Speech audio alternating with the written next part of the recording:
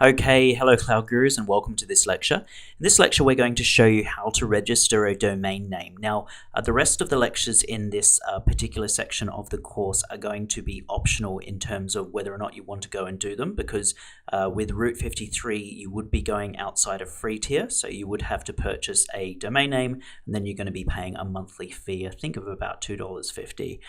So it's up to you as to whether or not you've got the budget. You can just watch the rest of this section and not do it on your own.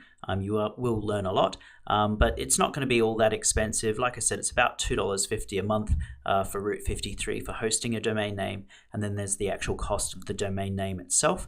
Domain names can cost anywhere from $7 up to $12, up to, if you want to spend hundreds of dollars, you can as well.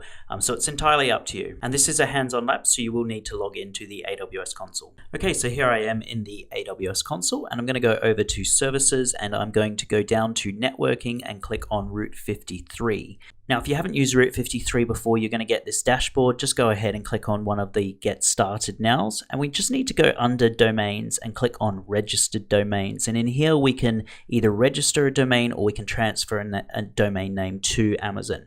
So I'm going to register a new domain. I'm just going to call it Hello Cloud Gurus. And we could get hellocloudgurus.com. If you want the cheapest domain name, go for .click. They're normally about $7. So let's have a look here. .click, $7. See if you can find anything cheaper, but I had a quick look through the list and .click was the cheapest. Just for consistency, I'm just going to go for .com. I also want to see if it's actually available. So here we go. hellocloudgurus.com is available. Price per year is $12. So I'm going to add it to my cart.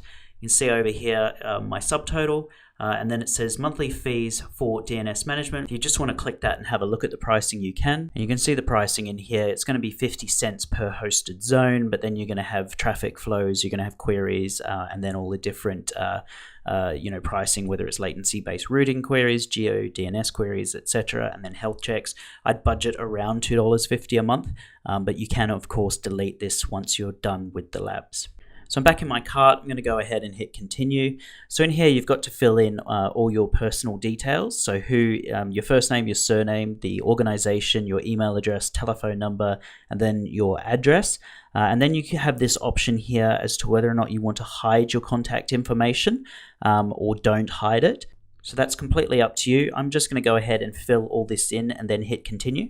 So once you've gone ahead and hit continue, you can just click in here that you've read the terms and the conditions and you've agreed to them. Go ahead and hit complete purchase, and it really is that simple. So just note in here, it says that if your email address needs to be verified, one of our registrar associates will send an email to the registrant contact where the domain registration is approved.